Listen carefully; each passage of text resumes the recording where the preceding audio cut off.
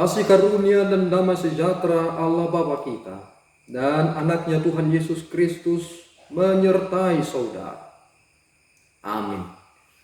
Shalom, saudara-saudara yang terkasih di dalam nama Tuhan Yesus Kristus. Senang bisa menyapa saudara di tempat saudara berada hari ini.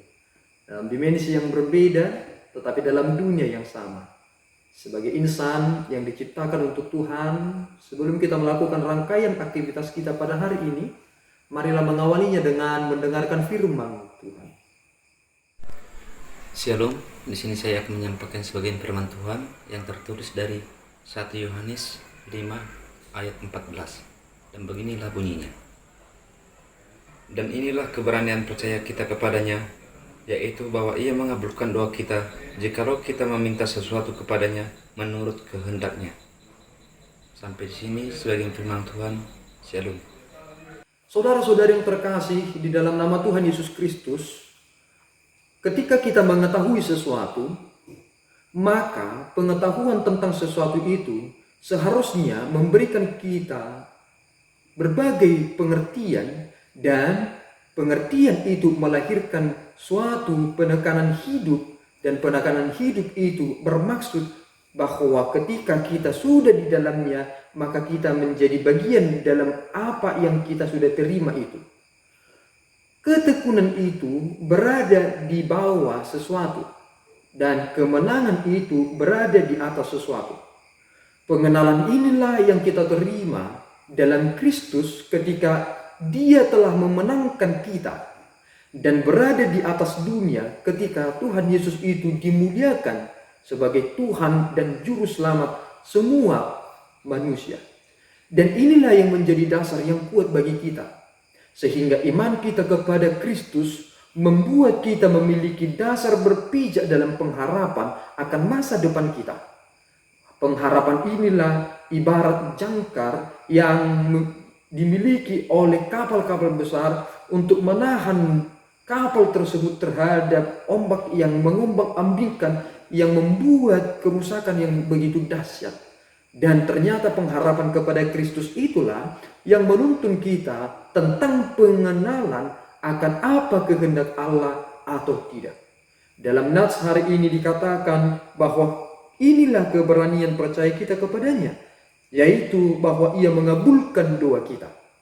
Mengapa kita harus berdoa?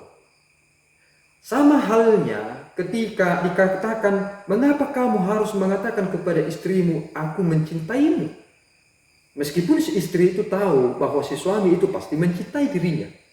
Tetapi ketika si suami berkata kepada istrinya, aku mencintaimu, ternyata di sana ada rasa hormat yang sangat luar biasa, bahwa ternyata aku tidak bisa hidup tanpamu. Dan ketika kita berdoa kepada Tuhan, sebenarnya kita mengenal siapa diri kita dan keterbatasan kita, dan Tuhan itu adalah Maha Kuasa. Dan ketika kita berdoa, itu ingin berkata bahwa Tuhan harus dimuliakan dalam setiap nafas yang telah diberikannya. Nah, ketika seseorang berdoa, sering sekali pengertian dalam berdoa itu adalah tentang sesuatu. Dan pengertian tentang berdoa itu adalah tentang keinginan. Tentu ketika kita meminta, ada keinginan di balik itu. Tetapi pernahkah kita sesuaikan keinginan itu dengan kehendak Tuhan? Akibatnya ketika kehendak kita berlawanan dengan kehendak Tuhan, haruskah Tuhan harus mengabulkan doa kita? Dan disinilah kita semakin memahami, ternyata ketika kita berdoa kepada Tuhan di dalam Kristus, kita memiliki jaminan. Sehingga dalam nats hari ini dikatakan, jika saudara tahu ketika kita berdoa karena Yesuslah yang menjadi jaminan, maka doa kita akan diterima. Mengapa kita tidak mendoakan orang-orang lain di sekitar kita sehingga Tuhan mengampuni dosa mereka? Kita lebih banyak berdoa tentang diri kita, meminta kepada diri kita, mengapa kita tidak pernah meminta supaya Tuhan berkenan mengampuni dosa-dosa orang lain? Inilah yang menjadi prinsip yang jelas bagi kita sebagai orang-orang yang berharap, sehingga satupun dari kita tidak ada yang ketinggalan, melainkan sama-sama menjalani pertarungan hidup ini dan sama-sama memenangkannya. Ingatlah, ketekunan itu berada di bawah sesuatu, tetapi kemenangan itu berada di atas sesuatu.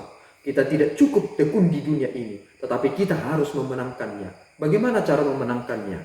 Kristuslah yang menjadi jaminan dalam hidup ini. Dan itulah kepastian sehingga dikatakan di dalam Kristuslah kita mengetahui bahwa kita memiliki hidup yang kekal. Tuhan memberkati saudara, kita berdoa.